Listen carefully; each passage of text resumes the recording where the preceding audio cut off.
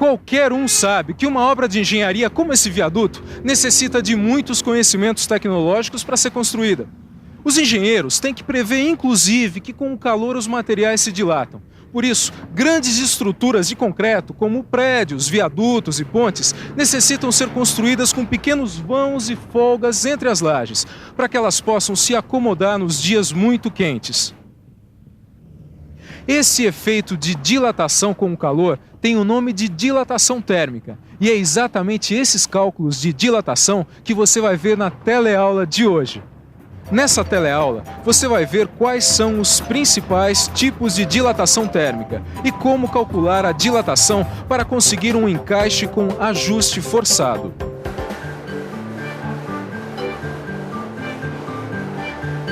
Mas não é só nas grandes obras de engenharia que se precisa calcular a dilatação térmica. Existem muitas empresas, como essa aqui onde a gente está, por exemplo, que fabricam e montam conjuntos mecânicos, como, por exemplo, esse redutor de velocidade aqui. Para se fazer uma peça como essa, é necessário que se façam encaixes com ajuste forçado. Ou seja, a medida do furo é menor do que a medida do eixo.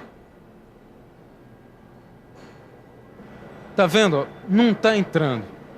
Como será possível fazer esse encaixe forçado sem danificar as peças componentes do sistema? Pois é exatamente esses cálculos que você vai ver hoje. E muita atenção, que a nossa teleaula está apenas começando. O encaixe forçado, como esse que você está vendo aqui, não é nenhum milagre nem produto de mágica. É apenas o resultado da aplicação de conhecimento científico sobre dilatação térmica. Dilatação, aumento de dimensões, aumento do volume. Térmico, algo relativo ao calor. Isso mesmo. Dilatação térmica é o aumento das dimensões, isso é, do tamanho que os materiais apresentam quando são submetidos ao aumento da temperatura. E você sabe por que isso acontece? Quando ocorre o aumento da temperatura, os átomos que formam a estrutura dos materiais começam a se agitar mais e mais. Com isso, vão ocupando mais espaço. Esse fenômeno causa a dilatação do metal submetido ao calor. Tito, dá um pulinho aqui. É legal. Calor. Isso aqui tá uma estufa, gente. Ei, que coisa mais... E aí, mestre Silva, o que manda? Ô, Tito, é o seguinte, a gente vai começar a trabalhar com redutores de velocidade. Você já trabalhou com isso? Bom, eu não, mas eu sei que tem que calcular a dilatação térmica. Já é um bom começo. O que mais você sabe? Bom, eu sei que quando a gente aquece os materiais, eles se dilatam. E de vez em quando até empenam, mais ou menos igual essa janela aí. Mas tem uma coisa que é muito importante de saber sobre a dilatação térmica. Presta atenção. Quando o material se dilata, essa dilatação acontece em 3 direções. Na direção do comprimento, na direção da largura e na direção da altura. Se você considera essas 3 direções ou dimensões ao mesmo tempo, a dilatação é chamada de volumétrica. Mas se você considera apenas 2 dimensões, a dilatação é chamada de superficial. E por fim, se você considera apenas uma dimensão, a dilatação é chamada de linear. Volumétrica, superficial e linear. A dilatação pode ser considerada dessas 3 maneiras, mas dá só uma olhadinha nesses materiais aqui. Existem diversos tipos de materiais: o alumínio, a porcelana, o vidro, o cobre e o chumbo. Será que todos esses materiais dilatam da mesma maneira? Se você pensou que cada material tem uma dilatação diferente, você está certo. Na verdade, cada material aumenta suas dimensões de uma forma diferente.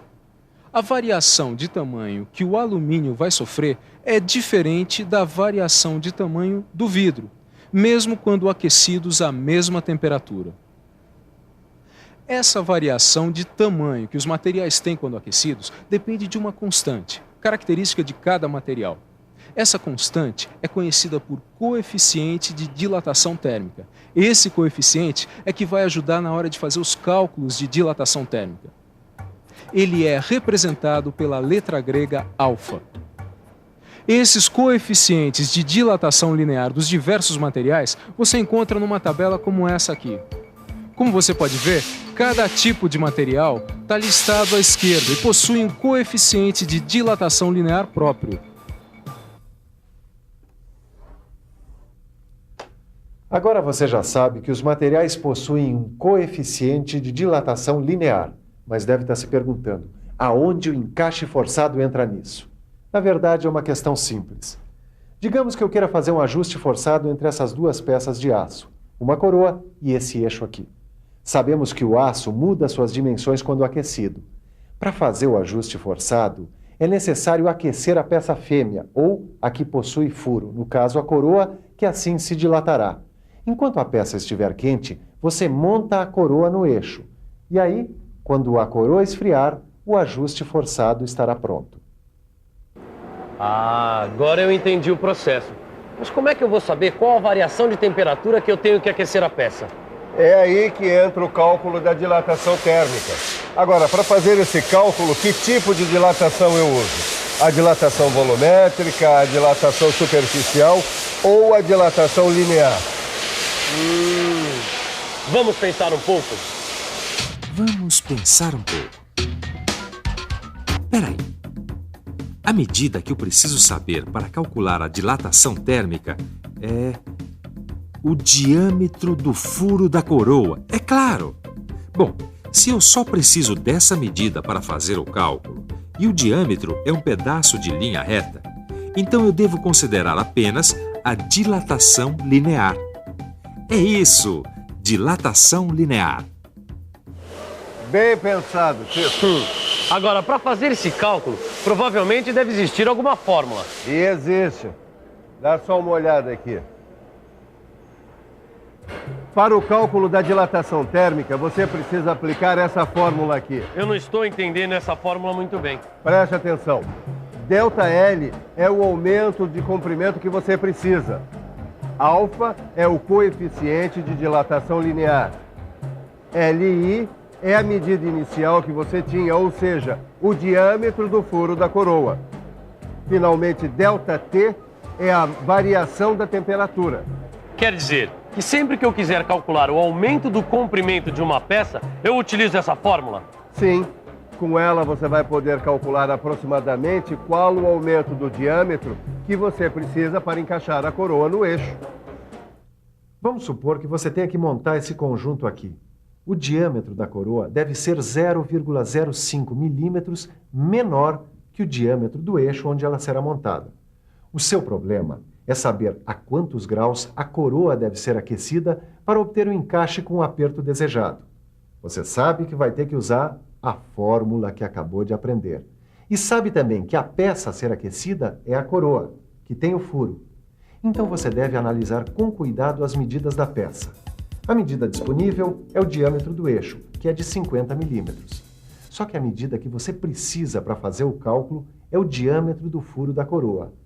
Mas o diâmetro do furo da coroa é 0,05 milímetros menor que o diâmetro do eixo. Então, a medida necessária é o diâmetro do eixo menos 0,05 milímetros. Ora, se o eixo é de 50 milímetros e a diferença do diâmetro da coroa é de 0,05 milímetros, então a medida necessária é 49,95 milímetros. Para saber qual é o coeficiente de dilatação do aço, é só verificar na tabela que você já conhece. E o valor de alfa é 0,000012. Por último, você tem que ΔL, ou o aumento do diâmetro, é de 0,05 milímetros. Então nós já temos os elementos que precisamos para calcular ΔT, que é a variação da temperatura. Agora, é só substituir os valores na fórmula que você aprendeu ainda há pouco. Nós temos 0,05 igual a 0,000012 vezes 49,95 vezes ΔT.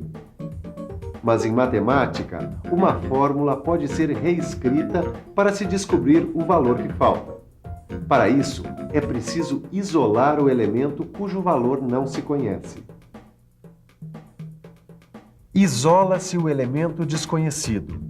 Então fica ΔT igual a 0,05 dividido pelo produto de 0,000012 por 49,95. Daí é só dar sequência ao cálculo que você chegará ao valor da variação da temperatura necessária para aquecer a coroa, 83,4 graus Celsius. Quer dizer, então, se eu aquecer esta coroa com esta variação de temperatura, eu vou conseguir um encaixe no eixo. E voltando à temperatura normal, eu vou ter um encaixe com ajuste forçado. É isso? É isso mesmo. Você vai conseguir sem precisar danificar o conjunto. Por exemplo, se a temperatura normal, isso é, se a temperatura ambiente for de 20 graus, você deverá aquecer a coroa até 20 graus mais 83,4 graus, o que dá 103,4 graus Celsius. Vamos dar uma olhada como isso funciona? Vamos lá.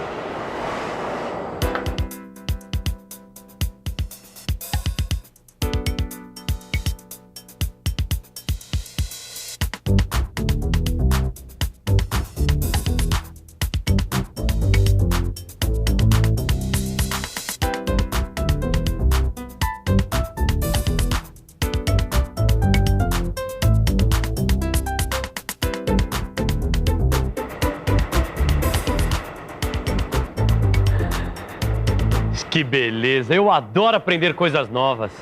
Com certeza você também recebeu muitas informações novas. Portanto, essa é a hora para uma boa revisão. E atenção, se liga aí que é hora da revisão. Na teleaula de hoje, você viu que os materiais, quando aquecidos, sofrem uma dilatação térmica. Aprendeu também que a dilatação térmica ocorre sempre em 3 dimensões: no comprimento, na largura e na altura. E que a dilatação pode ser volumétrica, superficial ou linear. Viu que cada material aumenta suas dimensões quando aquecido e que essa variação de tamanho depende de uma constante característica do material chamada coeficiente de dilatação térmica. E aprendeu a fórmula para calcular a temperatura adequada para obter a dilatação necessária para a montagem do conjunto mecânico. Na nossa teleaula de hoje, você viu que os materiais dilatam com o calor, mas para dilatar o seu conhecimento, só mesmo mergulhando de cabeça no seu livro de estudos. Lá você vai encontrar uma série de exercícios para ajudar você a aprofundar ainda mais tudo o que você aprendeu aqui hoje. Até mais, tchau!